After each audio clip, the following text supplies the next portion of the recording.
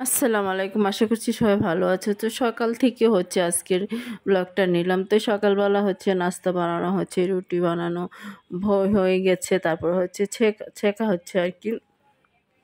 তো একসঙ্গে সবাই মিলে আমরা খাবো। তারপরে নাস্তার পরে হচ্ছে মানে ডাবের পানি খাবে আরকি বাচ্চারা। তো ওদেরকে ডাবগুলো কেটে রেডি করে দেওয়া হচ্ছে।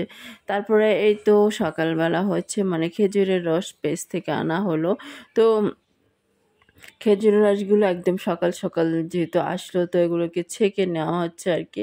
ছেঁকে নেওয়া হচ্ছে আমরা মানে চুলায় বসাবো। তো এইভাবে ছেঁকে নিয়ে হচ্ছে আমার যেহেতু কোনো ময়লা আছে কি না সেই জন্য ছাঁকতে হয় আর কি, ছাঁকনি দিয়ে। তো একটা বড় ছাঁকনি নিয়ে আমরা ছেঁকে নিচ্ছি। আসলে খেজুরের রসের গ্রানে পুরোটা বাসা করছে। আসলে এই সিজনে খেজুরের রস না খেতে পারলেই কেমন জানি লাগে, ভালো লাগে না। যেহেতু সিজনাল খেজুরের রস, তো এটাও তো সবাই মিলে এগুলো মানে আমরা দেখছিলাম, পাশে পাশে সবাই দাঁড়িয়ে আছে আর এগুলো ছাঁকা হচ্ছে না, কোনো ময়লা টলা নাই, কিছুই নেই। তারপরে হচ্ছে চুলায় বসিয়ে দেওয়া হলো আর কি।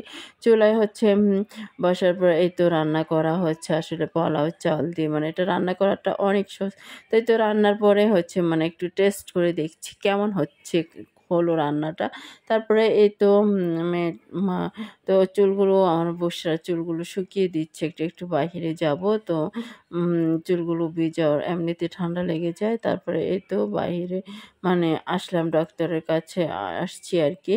তো এই তো মানে হচ্ছে মানে সামনে আমাদের মার্কেটের সামনে হচ্ছে ড্রেন করা হচ্ছে। তো এই তো বাসায় হচ্ছে বিরিয়ানি রান্না করলাম। তো ওরা বলছিল বিরিয়ানি খাবে, তো ওদেরকে বিরিয়ানি রান্না করে দেওয়া হচ্ছে আর কি। ওরা সবসময় বাসায় থাকলে ওরা এটা খেতে চায়।